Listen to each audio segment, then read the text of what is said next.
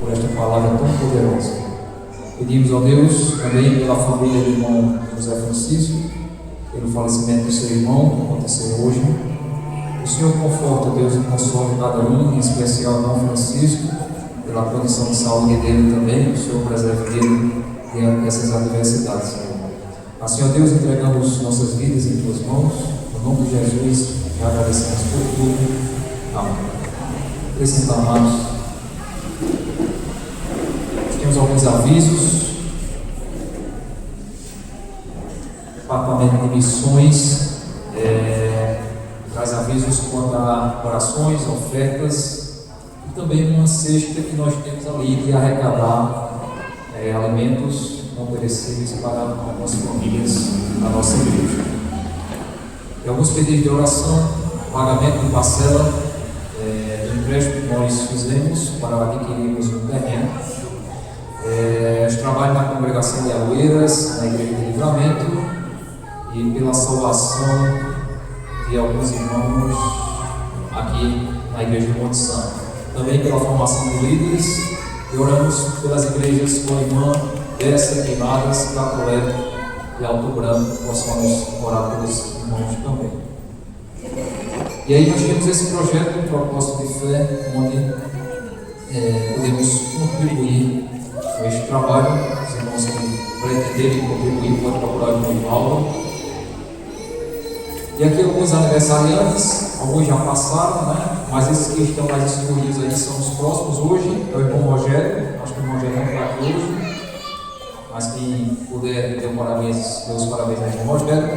Amanhã é irmão Sérgio e terça, Paola, minha esposa. Amém?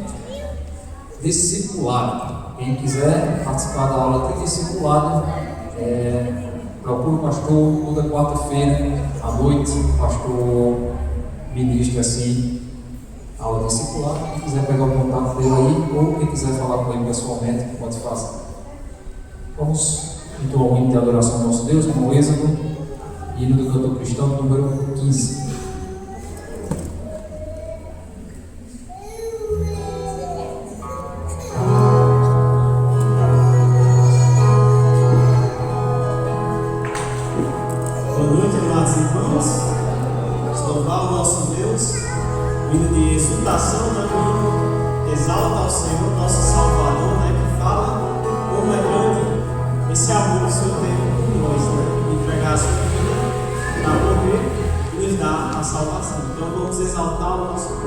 Amém.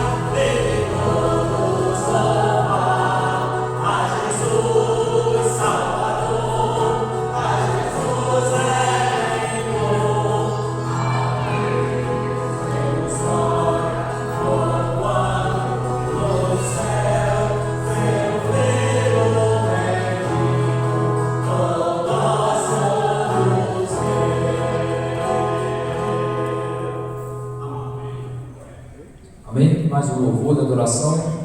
O grupo de louvor está convidado como manancial.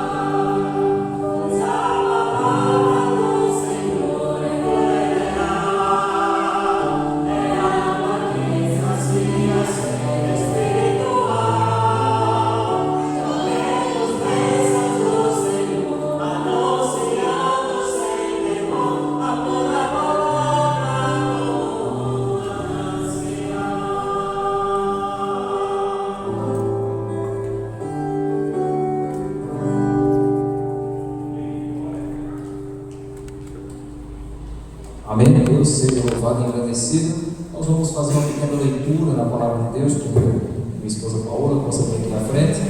Se encontra lá em Deuteronômio, capítulo 31, Deuteronômio 31, nós vamos ler do verso 16 ao 30. Quem encontrar, em reverência à palavra do nosso Deus, pode ficar de pé.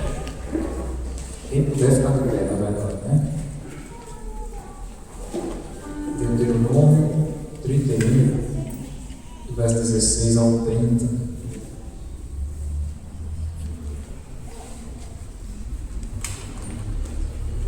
Boa noite, amada igreja. Graça e paz a todos. Todos abriram? Deuteronômio 31, 16 ao 30. Disse o Senhor a Moisés: Eis que estás para dormir com teus pais, e este povo se levantará e se prostituirá, indo após deuses estranhos na terra, para cujo meio vai e me deixará, e anulará a aliança que fiz com ele. Nesse dia a minha ira se acenderá contra ele, e desampará-lo-ei, e dele esconderei o rosto para que seja devorado. E tantos males e angústias o alcançarão, que dirá naquele dia: não nos alcançaram estes males, por não estar o nosso Deus no meio de nós? Esconderei, pois, certamente o rosto naquele dia, por todo o mal que tiverem feito, por se haverem tornado a outros deuses. Escrevei para vós outros este cântico, e ensinai-o aos filhos de Israel. Ponde-o na sua boca, para que este cântico me seja por testemunha contra os filhos de Israel. Quando eu tiver introduzido o meu povo na terra que manda leite e mel, a qual sob juramento prometi a meus pais, e tendo ele comido e se fartado e engordado, e houver tornado a outros deuses, e os houver servido, e me irritado, e anulado a minha aliança, e quando tiverem alcançado muitos males e angústias, então este cântico responderá contra ele por testemunha, pois a sua descendência sempre o trará na boca, porquanto conheço os desígnios que hoje estão formulando, antes que eu introduza na terra que sob juramento prometi. Assim, Moisés naquele mesmo dia escreveu este cântico e o ensinou aos filhos de Israel. Ordenou o Senhor a Josué, filho de Nun, e disse: Ser forte e corajoso, porque tu introduzirás os filhos de Israel na terra que sob juramento lhes prometi, e eu serei contigo. Tendo Moisés acabado de escrever integralmente as palavras desta lei no livro, deu ordem aos levitas que levavam a arca da aliança do Senhor, dizendo: Toma este livro da lei e põe-o ao lado da arca da aliança do Senhor, vosso Deus, para que ali esteja por testemunha contra ti. Porque conheço a tua rebeldia e a tua dura serviço. Pois, se vivendo eu ainda hoje convosco, sois rebeldes contra o Senhor, quanto mais depois da minha morte. Ajuntai perante mim todos os anciãos das vossas tribos e vossos oficiais, para que eu fale aos ouvidos estas palavras, e contra eles por testemunha tomarei os céus e a terra. Porque sei que depois da minha morte, por certo, procedereis cortamente, e vos desviareis do caminho que vos tenho ordenado. Então este mal vos alcançará nos últimos dias, porque fareis mal perante o Senhor, provocando a ira com as obras das vossas mãos. Amém. Sim, então Moisés pronunciou integralmente as palavras desse cântico aos ouvidos de toda a congregação de Israel. Amém. Está muito diferente do povo de hoje, não. Ainda continua a mesma rebeldia. Oremos. Senhor Deus eterno Pai, te agradecemos por estarmos aqui na tua casa, por sermos, Senhor Deus, escolhidos por ti, Pai eterno, para estarmos aqui louvando, cultuando e agradecendo o teu santo nome, mesmo sabendo todo o pecado, Senhor Deus, que temos, e tão pequeno que somos, meu Deus, mas estamos aqui para entoar o teu santo nome. Senhor, eu te agradeço por este momento, e já te peço, Senhor, pela semana que está vindo, meu Deus, e agradecendo já pela semana que passou, e que o Senhor guarde todas as famílias que estão aqui, aqueles que puderam vir, aqueles que não puderam vir, meu Deus. Abençoa a vida de Rogério, hoje é aniversário dele, Pai, toca no coração dele, da família dele, que o Senhor possa derramar muitas bênçãos. Te agradeço também já por amanhã, meu Deus, que é aniversário do Sérgio, E te agradeço, Pai, por tudo que o Senhor tem proporcionado em nossas vidas. Que o Senhor Deus esteja conosco para todo sempre. Em nome do teu Filho amado Jesus Cristo, que oro e te peço. Amém.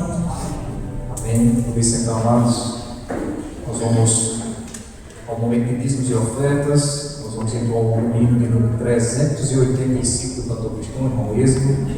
E aí, quem nos visita não tem a obrigação de ofertar e dizimar nesta casa, mas se assim quiser, todos podemos dizimar e ofertar na casa do Senhor. Amém.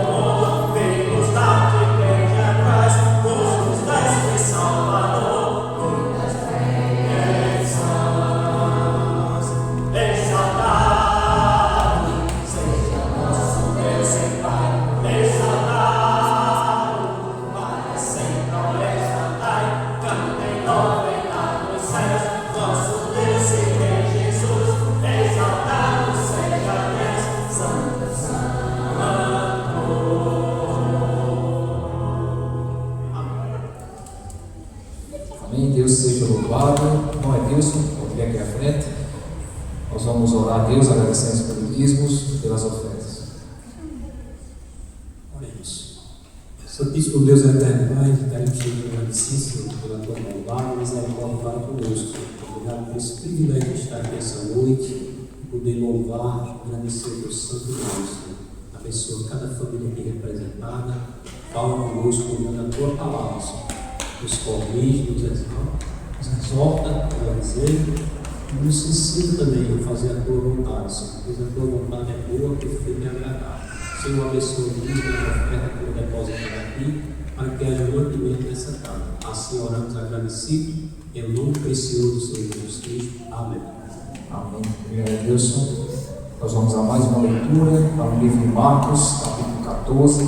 Todos possam abrir suas Bíblias.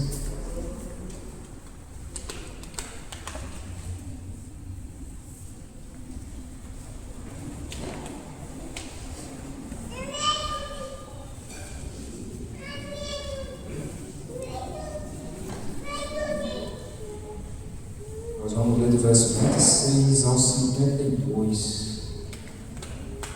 Marcos 14,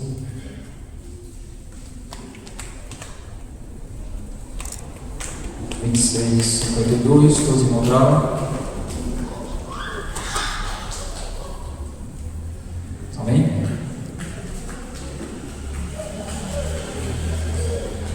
Diz assim a palavra do nosso Deus, Marcos capítulo 14, verso 26. Tendo cantado o hino, saíram para o monte das oliveiras. Então lhes disse Jesus: todos vós vos escandalizareis, porque está escrito: ferirei o pastor e as ovelhas ficarão dispersas.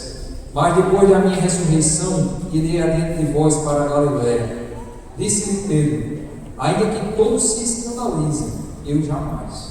Respondeu-lhe Jesus: em verdade te digo que hoje, nesta noite, antes que 2 vezes cante o galo, tu me negarás 3 vezes. Mas ele insistia com mais veemência: ainda que me seja necessário morrer contigo, de nenhum modo te negarei. Assim disseram todos. Verso 32. Então foram a um lugar chamado Getsêmani. Ali chegados, disse Jesus a seus discípulos: assentai-vos aqui, enquanto eu vou orar. E levando consigo a Pedro, Tiago e João, começou a sentir-se tomado de pavor e de angústia. E lhes disse: a minha alma está profundamente triste até a morte, ficai aqui e vigiai.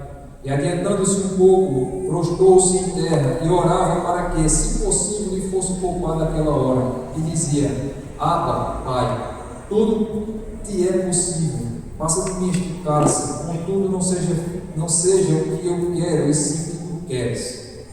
Voltando, achou-os dormindo e disse a Pedro: Simão, tu dormes? Não pudeste vigiar nem uma hora? Vigiai e orai, para que não entreis em tentação. O espírito, na verdade, está pronto, mas a carne é fraca. Retirando-se de novo, orou, repetindo as mesmas palavras. Voltando, achou-os outra vez dormindo, porque os seus olhos estavam pesados, e não sabiam o que lhe responder. E veio pela terceira vez e disse-lhes: ainda dormis e repousais? Basta, chegou a hora, o Filho do Homem está sendo entregue nas mãos dos pecadores. Levantai-vos, vamos, eis que o traidor se aproxima. Verso 43. E logo falava ele ainda, quando chegou Judas, um dos 12, e com ele, vinda da parte dos principais sacerdotes, escribas e anciãos, uma turba com espadas e porretes. Ora, o traidor tinha-lhes dado esta senha: aquele a quem eu beijar é esse, prendei-o, levai-o com segurança. E logo que chegou, aproximando-se, disse-lhe: mestre, e o beijou. Então lhe deitaram as mãos e o prenderam. Nisto, um dos circunstantes, sacando da espada, feriu o servo do sumo sacerdote e cortou-lhe a orelha. Disse-lhe Jesus: saíste com espadas e porretes para prender a um salteador? Todos os dias eu estava convosco no templo, ensinando, e não me prendestes. Contudo, é para que se cumpram as Escrituras. Então, deixando, todos fugiram. Seguiu um jovem coberto unicamente com um lençol, e lançaram-lhe a mão. Mas ele, largando o lençol, fugiu desnudo. Amém. Vamos orar. Senhor Deus, que damos graças a Deus pela palavra que lemos. Obrigado a Deus, porque o Senhor enviou o seu Filho Jesus para que morresse em nosso lugar, ó Deus. E aqui nesta passagem, seu único filho, Jesus Cristo, estava sendo entregue a Deus por libação, entregue a Deus para ser substituto naquela cruz, onde na verdade deveria ser cada um de nós, ó Deus, porque todos nós merecemos sim condenação eterna. Aí o Senhor, pela misericórdia, por bem amor, enviou seu único filho para morrer no nosso lugar, Deus. Assim, ó Deus, não temos como pagar tão grande amor, tão grande providência, Deus. E assim, ó Senhor, o que podemos fazer é viver para honrar e glorificar o teu santo nome. Senhor Deus, entregamos mais uma vez toda a programação nas tuas santas mãos. E pedimos que o Senhor receba todo o louvor, receba a adoração, venha unicamente para ti e fale grandemente a cada um de nós, como está falando já, Deus. Assim, continua conosco. Em nome de Jesus, que oramos e agradecemos. Amém. Vamos a mais um louvor, grupo de louvor, sinais do seu proceder.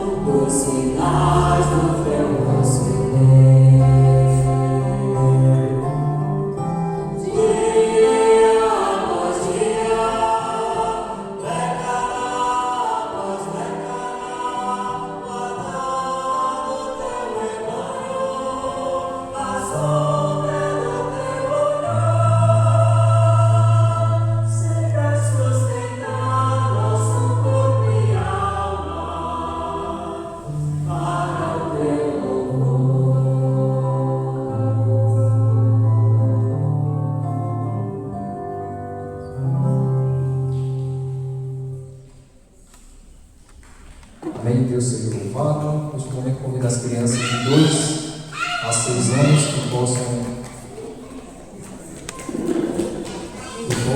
sair com as professoras, e convido desde já também o pastor Pedrito para que possa trazer assim o estudo da palavra do nosso Deus.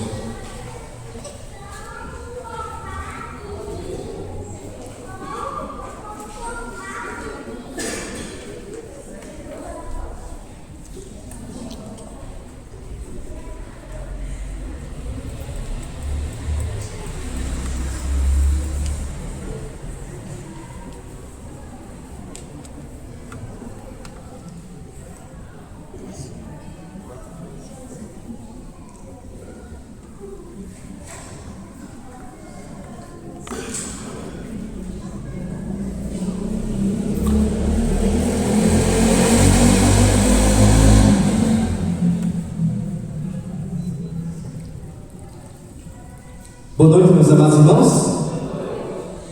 Queremos aí continuar o nosso estudo, João capítulo 11. Os irmãos já conhecem que é a história de forma em termos gerais, né? Temos aqui a ressurreição de Lázaro e temos então a manifestação do poder de Deus aqui sendo colocado de forma grandiosa. Nós nos perguntamos quem pode tornar a vida alguém depois de 4 dias sepultados. Quem pode fazer tal coisa a não ser o nosso Deus? Temos a temática porque sofro na vida. Essa temática é bem oportuna, porque não tem ninguém aqui, seja criança, adulto, rico, pobre, que não sofra algum tipo de crise. As crises são coisas que de fato pertencem à vida do ser humano. Então, tem é oportuno e queremos ver no texto qual seria uma boa resposta para essa pergunta: por que sofro na vida? A lição central que nós vimos nos primeiros estudos desse Evangelho de João, capítulo 11, nem sempre será possível entender os propósitos e o agir de Deus. Então, o fato aqui é que não temos como compreender de forma completa o porquê Lázaro teve que morrer.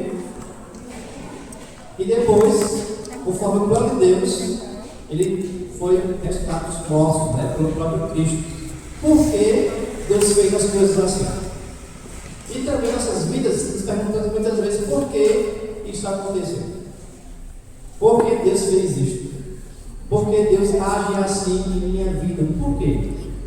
Não sabemos os propósitos dessa forma de agir, o porquê do seu agir dessa forma, mas a recomendação é que temos que aceitar. Aceitar o que Deus tem para nós. Sabendo que Ele é bom e nunca nos dará algo que não merecemos. Não é? E também que Ele muitas vezes nos dá graça e misericórdia. Merecemos algo pior e Ele não nos dá o que nós merecemos. Merecemos algo ruim e Ele muitas vezes nos dá coisas boas. Então temos que ter isso em mente. E vimos aqui no verso 1: crises surgem na vida.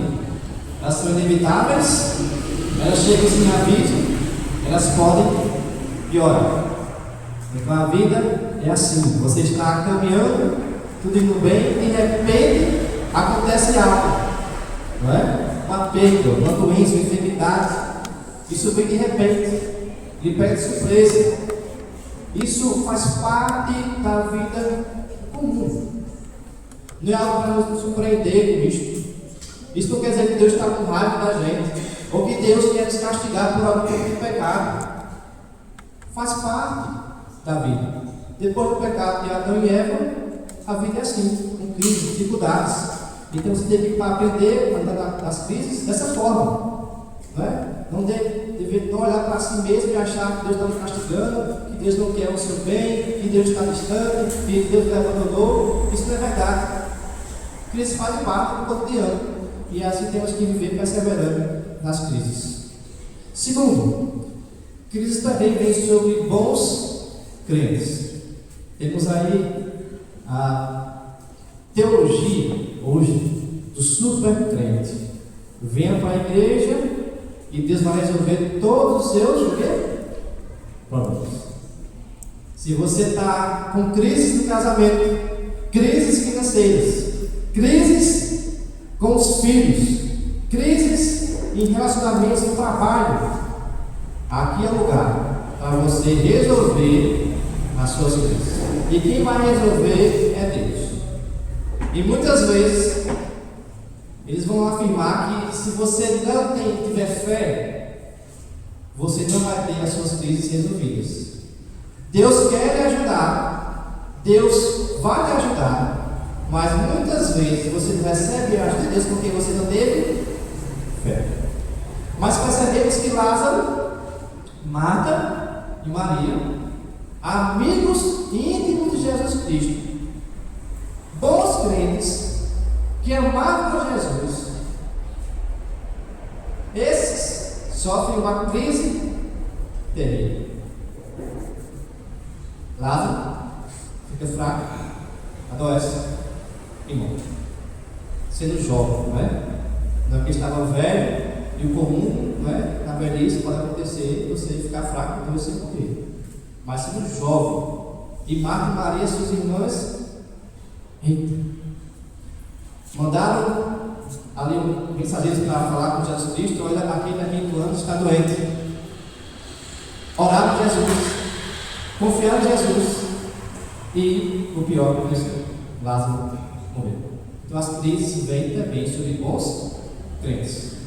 Isso quer dizer para a gente que nem sempre a crise é culpa do pecado, né? Eu posso ser um santo fiel a Deus, isso pode ser o motivo de eu sofrer várias crises. Entende? Então crises fazem parte do nosso corpo humano. Não é para surpreender, nem ficar, preocupado, e agora? Não. Deus está no controle. E terceiro, crises não refletem falta de amor divino por nós. As crises não refletem que Deus não nos ama. Na verdade, Deus nos ama, e por isso nos coloca em algumas crises para moldar o nosso caráter, moldar a nossa conduta. E a crise pode ser então esse instrumento de Deus para lhe aproximar dele e para lhe conformar à imagem de Cristo. Essa literatura, essa verdade, ela aparece em vários textos da palavra de Deus. Na obra exclusiva de João, capítulo 11. Deus usa crises para salvar pessoas e para moldar o caráter do crente. Não é? Já contei essa história, uma história até comum, de alguém que não crê em Deus, de repente está preso em um acidente ali das Ferraris, e ninguém sabe daquele acidente. Então a pessoa começa a clamar, não é? Aqui. Quem pode estar lá? Deus. Senhor, me ajuda. E conta um relato de alguém que de fato passou por isso e disse: olha, se alguém vier me resgatar, eu sair desse quadro aqui, eu vou para a igreja. Essa pessoa clamou a Deus naquela crise tremenda, sem crer em Deus. De repente alguém chegou, resgatou, né? Chamou ali os bombeiros, resgatou aquela pessoa, ela melhorou no hospital, foi para a igreja e se converteu. Crises, irmãos, faz parte do dia a dia. E Deus pode usar conforme o seu propósito. Não entendemos, não compreendemos o propósito de Deus. Não ajuda, mas temos que aceitar. No domingo, permanece a mesma mensagem central. Nós vimos que crises são oportunidades de grande aprendizado. Então, nas crises, eu posso aprender. Eu posso aprender mais sobre Deus, mais sobre como viver de forma agradável a Deus. Então, temos que ter isso em mente. Não é só olhar para o problema, para a provação e dizer: é só dor e sofrimento. Não. Também pode ter naquele sofrimento, naquela dor, naquela provação, algo que você pode aprender. Isso pode servir para a sua vida mais para frente. Então, crises são oportunidades para que você possa ter aí aprendizado da parte do Senhor. E também nós vimos as crises são oportunidades que Deus dá para o fortalecimento da fé. A pergunta é: quando foi enviado aqueles mensageiros para falar com Cristo, afirmando, olha, aquele que não está doente, se Cristo cura naquele momento Lázaro, haveria fé dos que viram aquela situação? Resposta: sim. Mas, como vai acontecer mais à frente no texto, já aconteceu na história, se Cristo espera o tempo certo, Lázaro morre e vai lá e tira ele da morte, a fé vai ser maior ou menor do que se ele tivesse curado somente ali pela distância? Aí, ó. Então, crises são oportunidades para que você possa fortalecer o quê? A sua fé. Então, Deus pode nos deixar, veja só, não pense diferente. Deus pode deixar você chegar no fundo do poço para mostrar para você o seu poder. E ao sair do fundo do poço, você vai poder dizer: sim, eu conheço Deus, está presente. Porque o normal, irmãos, quando a vida está tudo certo, no casamento está tudo certo, não tem um cônjuge perfeito, os filhos perfeitos, o trabalho perfeito, é você viver a sua vida só se regozijando, se alegrando. Isso não é errado, não é do diabo, mas muitas vezes você esquece de Deus. Deus pode estar distante para você, porque já dei tudo, Deus já me deu tudo, e agora só vou viver, aproveitar a minha vida, seguindo cada dia, e esquece de colocar Deus no seu dia, Estou precisando, irmãos, de Deus. É melhor sofrer na crise, tendo Deus do seu lado, sendo presente, do que viver uma vida boa sem levar Deus em consideração. É assim que vive o tolo. O tolo diz não a Deus, mas o que de fato conhece a Deus vai dizer que Deus existe, Deus está comigo, se faz presente então no meu dia a dia. E agora, amados irmãos, vamos adiantar, porque senão não vamos terminar hoje. Temos uma nova lição. As crises da vida revelam muito sobre os verdadeiros crentes. Então, as crises revelam muito sobre a nossa conduta como crente. E vamos ver aqui o primeiro ponto, para que vocês possam entender. Então, as crises revelam em nossas vidas fé e incredulidade. Perceba, amados irmãos, que nós somos assim. Não somos o super crente, onde tudo vai ocorrendo de bom a melhor, até chegar ao perfeito. Não, nós somos reais. Esse mundo é real, esse mundo é cruel. Quem está aqui dentro pode cometer pecados, e vai cometer pecados. O pastor é falho, os irmãos são falhos. Esse é o mundo real. E nesse mundo real, as crises vão revelar muitas vezes que nós, algumas vezes, dizemos confiamos em Deus, e muitas vezes dizemos que não confiamos. Mostra com as crises a nossa fé e muitas vezes a nossa incredulidade. E não é assim? Não é assim que muitas vezes estamos passando por algo e nos perguntamos: cadê o Senhor? Cadê Deus? Eu não aguento mais, não suporto mais.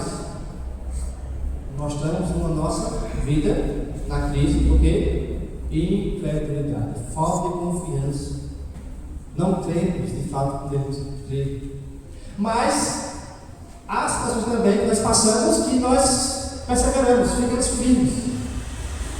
A coisa está preta, mas você está bem, você está confiando em Deus, esperando o que Deus quer, confiando plenamente em Deus, você está tendo fé, confiando. Isso também pode acontecer. E aí, vai mostrar aos teólogos que a vida cristã, esse vida cristã, né, depois que você é salvo, santificado, mas também é um processo chamado santificação, até onde Deus vai se encontrar com Cristo. E essa etapa da sua vida, santificação, ela pode ser colocada em gráfico.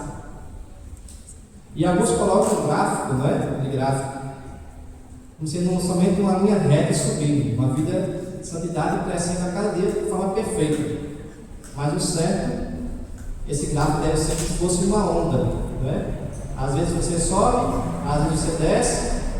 No final você vai estar subindo, mas vai ter altos e baixos. Eu pergunto aqui, essa é a sua realidade ou não é? Ou você não é esse tipo de crente? Você é perfeito, confia em Deus em toda e qualquer circunstância. Não se abala, não fica ansioso, não fica depressivo, não fica com medo. Você é esse tipo de crente?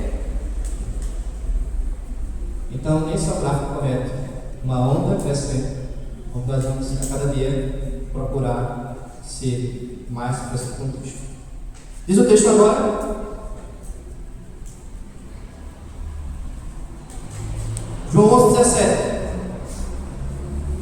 Chegando Jesus, encontrou Lázaro, já sepultado, havia 4 dias. Perceba só agora o Senhor sendo montado. Lembra que o propósito maior desse evangelho é mostrar que Cristo, Ele é Deus e também que Ele é o único Salvador. E vamos ver isso nesse texto, nessa porção de hoje. Temos aqui o cenário. Ele recebe a notícia, aquele quinto está enfermo. Ele espera 2 dias, Lázaro morre, e no 4º dia ele volta ali para o lugar onde Lázaro foi sepultado. Por que isso? Porque 4 dias. Lembra? A tradição rabínica da época cria, não que é certo, mas cria assim, que em 3 dias a alma poderia voltar para o corpo, naturalmente. Mas após 3 dias, no 4º dia, se a alma voltasse para o corpo, isso era algo da parte de quem? De Deus. O que vai acontecer? Ele vai ser ressuscitado. Os rabinos da época, em sua sabedoria toda, não tem como dizer ele não é quem? Deus. Verso 18. Ora, Betânia estava a cerca de 15 estados perto de Jerusalém. Aqui ainda está o cenário sendo montado, mostrando assim a divindade de Cristo.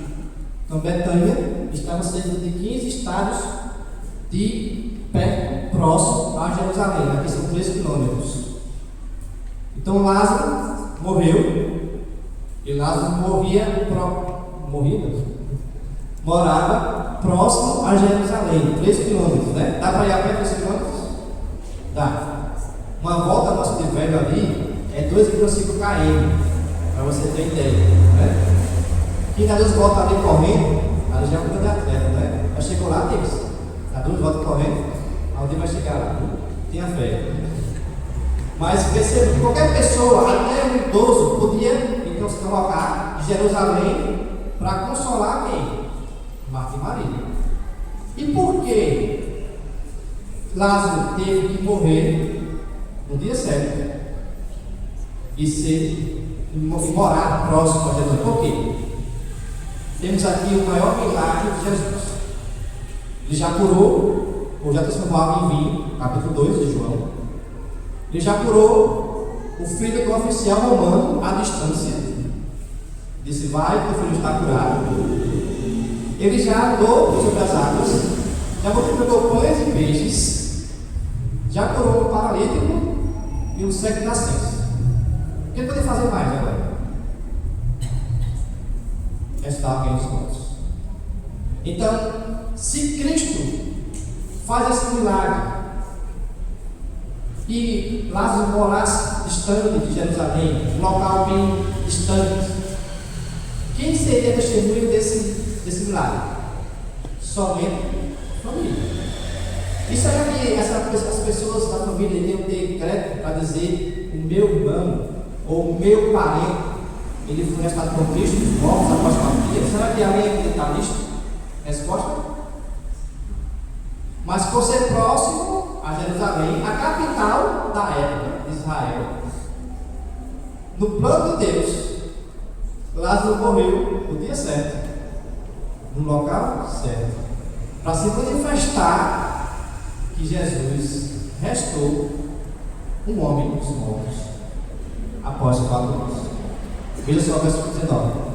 Muitos dentre os judeus tinham vindo ter com Marta e Maria para as consolar a respeito de seu irmão. Então, uns estavam lá, achando que estavam consolando Maria e Marta, mas no plano de Deus, seriam testemunhas da ressurreição de Lázaro, e quando voltassem para Jerusalém, iriam dizer: eu vi.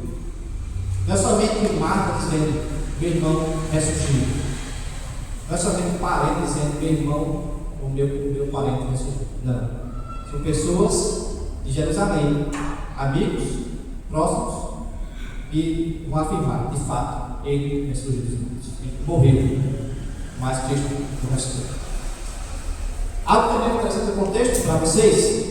Verso 19 mostra então esse tempo de luto. Então, no contexto judaico, havia 30 dias de luto. Veja só, período grande, né? Hoje, se alguém morre no Brasil, morre hoje e amanhã já enterra, né? Ou às vezes no mesmo dia, depende da causa da morte. Mas o período de luto ali dos judeus era de 30 dias.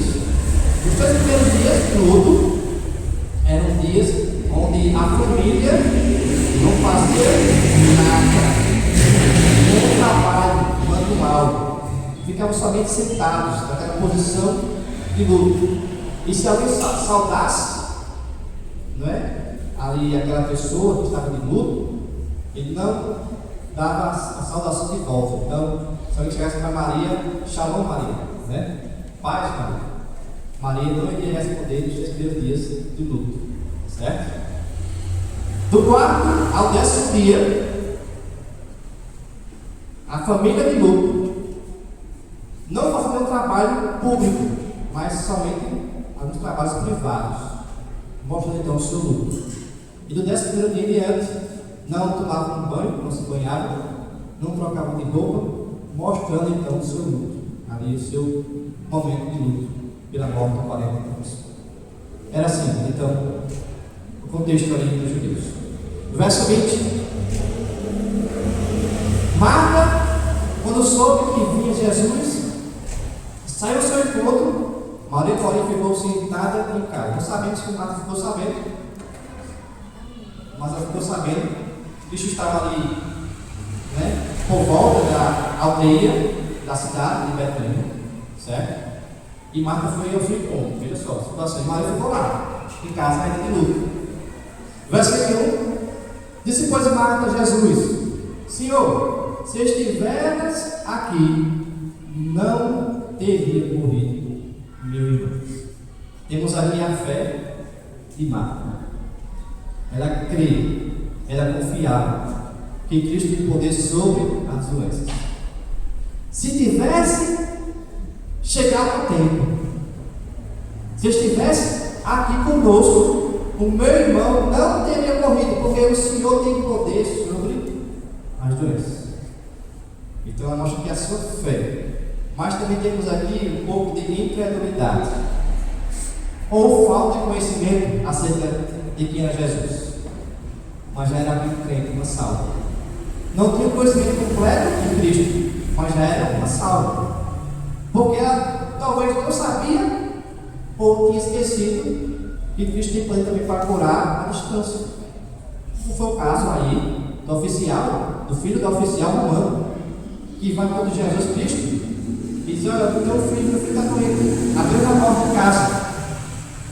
E fala a Cristo ao oficial: olha, vai, o teu filho está curado. Ele volta para a sua casa, no caminho encontra um conservo que diz: teu filho foi curado. Aí ele pergunta: de que horas? E conhecido com a hora que Cristo falou: vai, teu filho está curado. Ali também vemos fé e o quê? Incredulidade. Confia às vezes e às vezes não confia. E somos assim. Muitas vezes temos fé em Deus e outras vezes temos incredulidade. Desconfiamos de Deus, seu poder. E assim também foi Marta, né? Verso 22. Mas também sei que mesmo agora, tudo quanto pedires a Deus, Deus tu concederá. Mais uma vez, ele afirma que é sua fé. Mas eu sei, se você pedir agora qualquer coisa ao Pai, Ele vai te conceder. Que fé, né? Maravilhoso. Confiando, de fato, aqui em Jesus. Verso 23. Declarou-lhe Jesus: teu irmão há de ressurgir. Perceba só. Verso 22. Se você pedir qualquer coisa, o Pai vai te dar. Verso 23, ele diz: o que eu quero é que ele ressurja. Ele vai ressurgir. Verso 24. Eu sei, replicou Marta, que ele há de ressurgir na ressurreição no último dia. Veja que a sua incredulidade. Se você pedir qualquer coisa ao Pai, Ele te dá. Ele vai ressurgir. Marta, eu sei, ele vai ressurgir futuramente. Irmãos, perceba só que Marta já sabia que a enfermidade de Lázaro não era para a morte, versículo 4, você vê na sua Bíblia. E agora Cristo afirma a ela: olha, ele vai ressurgir. Ele vai ressuscitar. Eu vou para ele. E ela diz: não, eu sei que o teu plano, um dia, futuramente, se crê em ti, não vai surgir. Isso é verdade, é o conhecimento, né? É a palavra. Mas ela não conseguiu crer de forma completa em Cristo. Pois fica muito bem claro, se Cristo afirmou no versículo 4 que a enfermidade de Lázaro não era para a morte, e agora vai afirmar, ele há de ressurgir, é que Cristo iria restar a Lázaro. E, irmãos, perceba que a fé e a eternidade muitas vezes estão muito próximas. Eu posso estar bem agora. Lembra de alguém assim? Eliseu. Né? Eu brigo com esse nome, irmãos, em casa. Só que eu falo isso aqui. Eliseu, o nome do filho meu. Né? Então, quando aparece o nome, Eliseu, o nome do filho meu. Né? A minha não aguenta mais isso, tem Paulo. Essa brincadeira está. Eliseu, o nome do filho meu. Mas Eliseu, personagem bem emblemático, um homem de Deus. Ele passa por uma situação incrível, um milagre incrível. Cai do céu, Sarai do fogo. E aquele altar que foi feito ali é consumido. Só de pouco. Depois é morto os profetas de Baal, que era o inimigo do povo de Deus, né? E Deus faz tudo isso por meio de Eliseu. Eliseu vê o agir de Deus de forma especial, de forma muito diferente. Desculpa, Elias. Obrigado. E, de repente, Jezabel, que era ali serva de Baal, diz: olha, se Elias fez o que fez com meus irmãos, eu vou matar Elias. Elias, ao ouvir o que Jezabel disse, sai o quê? Correndo, fugindo. E está na caverna depois de andar 2 dias. Perceba só, ele teve fé que Deus queria fazer um milagre e fez, ele viu. Depois, rapidamente, essa notícia, olha, Isabel quer matar. Ele corre, ele foge. Incredulidade. E assim, irmãos, nós somos. Rapidamente pode acontecer isso nas nossas vidas. Você está confiando em Deus agora, de repente, desconfia. Mas não deve ser assim.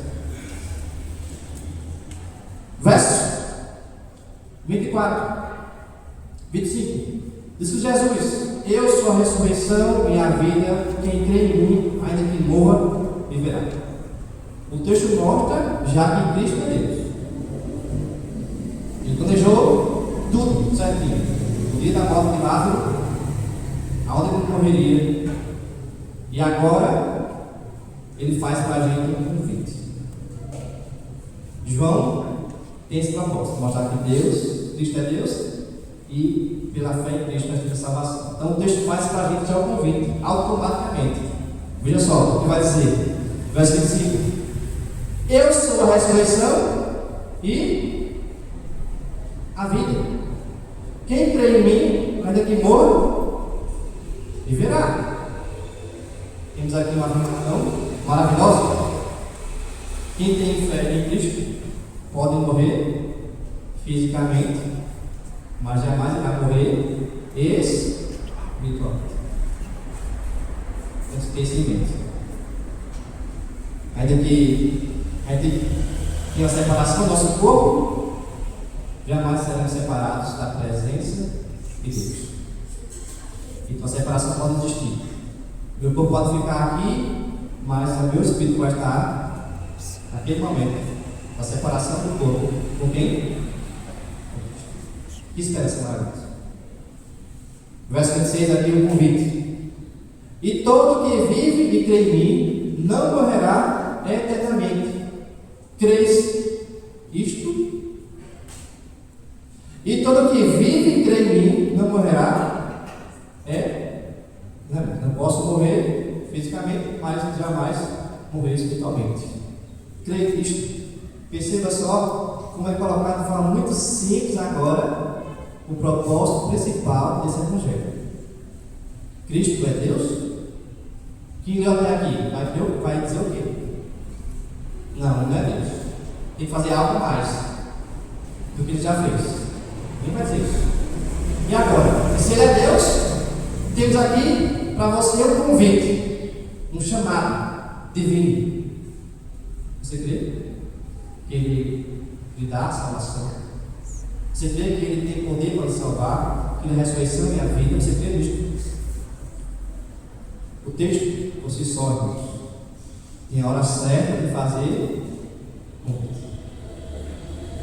E aí, quem chegou até aqui não tem como dizer, eu não entendi quem ele é, e não sei por que estou lendo esse texto. Você sabe. Você tem a decisão. Ou você crê, ou você. Verso 27.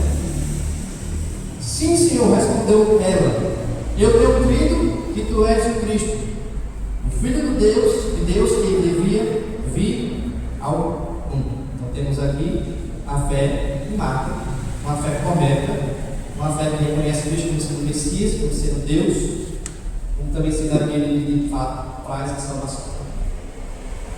Segundo ponto aqui, irmãos, temos que ter em mente a vida real, o crente real. Ele passa por uma de fé e verdade. Primeiro ponto. Segundo ponto, também se entristece e se alegra em Jesus. Muitas vezes, a situação da vida, as crises nos levam a nos perguntar: por quê? Né? E ficamos tristes. Mas essa mesma pessoa que questiona a Deus, está triste pela situação da crise, também encontra em situações semelhantes a alegria em Cristo. Lembro lá na história, né, da mulher e Guto solteiro. Quando faz a primeira filha, né, Cruz. Ela diz: olha, eu não sei porque o Senhor levou a minha filha. Estudar na China. Quem teve aqui dentro do estudo, o último missionário que foi para a China, serviu ao Senhor, e foi com a sua família para lá, perdeu sua filha Grace, e a esposa disse: então, olha, eu não sei qual o plano de Deus. Não é? Eu queria escutar a voz da minha menina, queria ver ela crescer, mas muito obrigado, Senhor, por ter me dado a oportunidade de viver o tanto 2000 com ela. Tristeza pela situação e alegria em Cristo, apesar da situação. Somos assim, irmãos. Verso 28. Tendo dito isto, retirou-se e chamou Maria, sua irmã. Ele disse, em particular: o mestre chegou e te chama. Então, Marta conversou com Cristo, e agora Marta volta para casa e chama sua irmã em particular. Olha o Cristo que fala com você. Verso 29.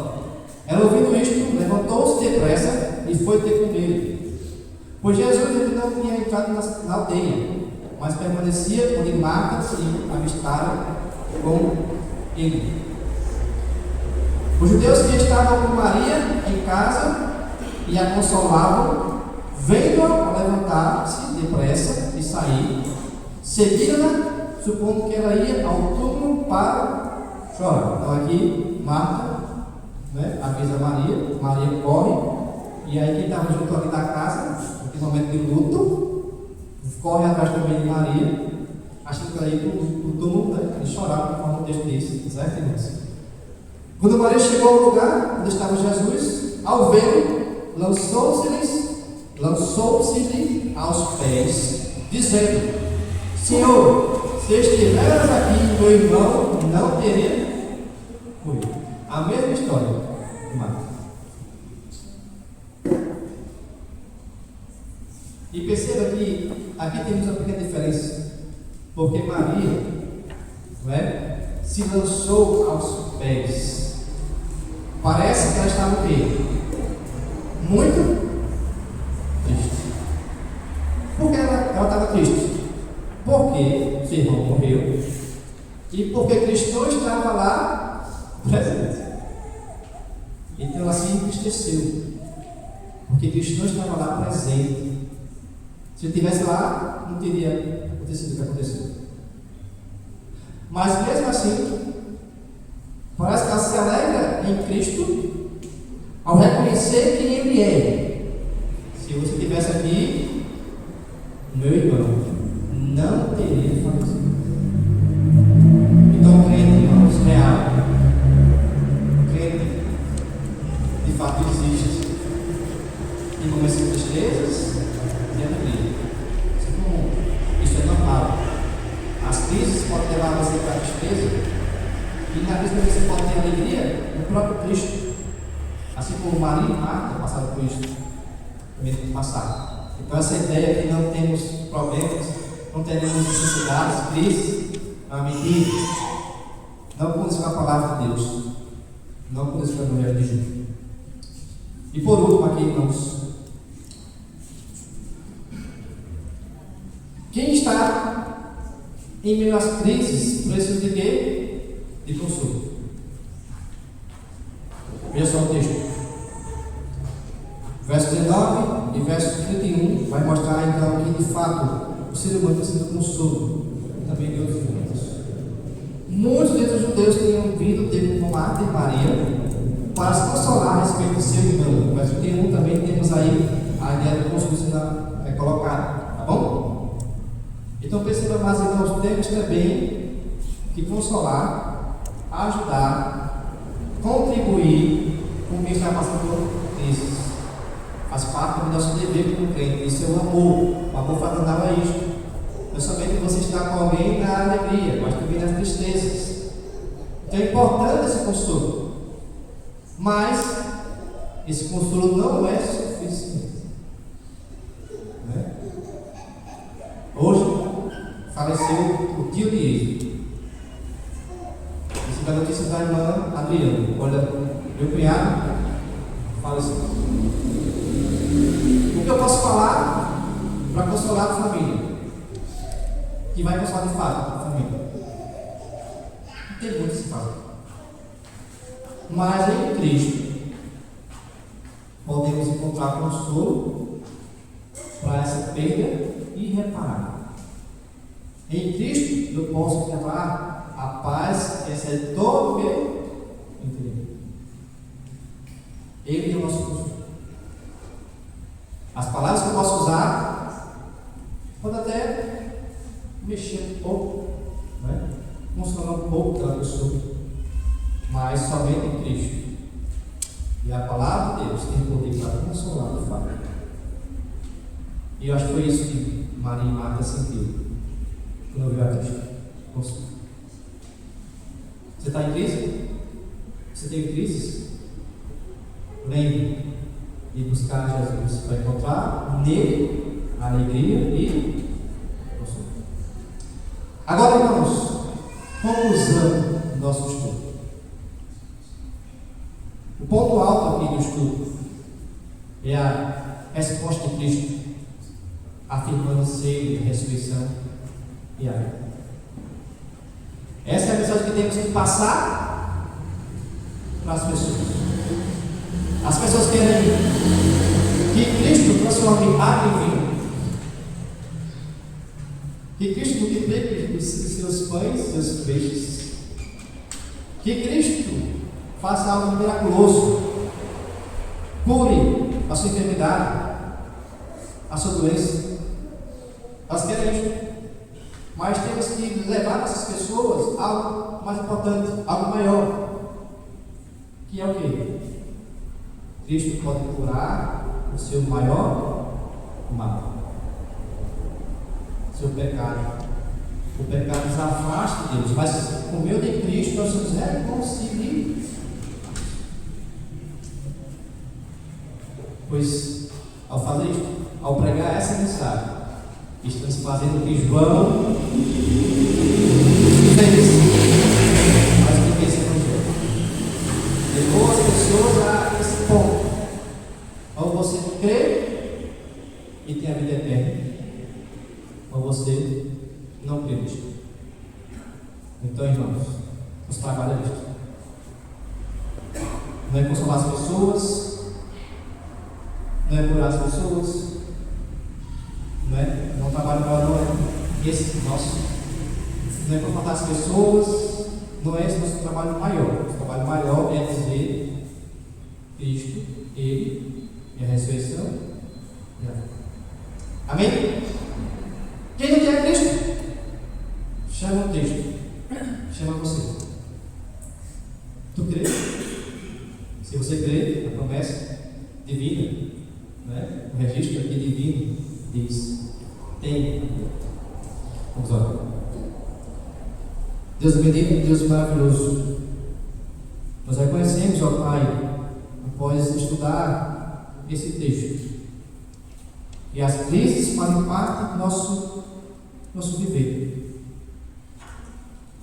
e que o Senhor usa tais crises para moldar nosso caráter, para aumentar a nossa fé. E te rogamos agora, ó Pai, diante do conhecimento da Tua palavra, que possamos enfrentar as crises com fé, e possamos nas crises também ir ao encontro de Jesus Cristo, pedir a Ele consolo e alegria, e que possamos também, ó Pai, de forma principal, primordial, anunciar que Cristo cura a maior crise que existe no ser humano. Ele é a ressurreição e a vida. Seja essa a nossa mensagem, seja essa a palavra da nossa boca, e que almas possam se entregar de forma verdadeira a Cristo. Tu tens poder para fazer isso. Tu pode usar qualquer um para tal trabalho. Tu pedimos ao Pai, nos usa. Queremos ser nas tuas mãos o vaso de bênção para o teu uso, para a tua glória. Eis nossa oração, e que oramos por intermédio de Cristo, nosso Senhor Salvador. Amém. Te dá as boas-vindas, a filha da irmã Salete, que está conosco. Deus abençoe sua vida, viu? E esteja aí conosco outros dias para nos visitar. Você é bem-vindo aqui no nosso meio. Seu nome? Georgiano, tá bom? É italiano, né? É grego. Georgiano, tá bom? Tem mais alguém de nós nos visitando? Creio que não? Então, Deus abençoe, amada igreja. Estou à disposição para o que precisar. Tá bom?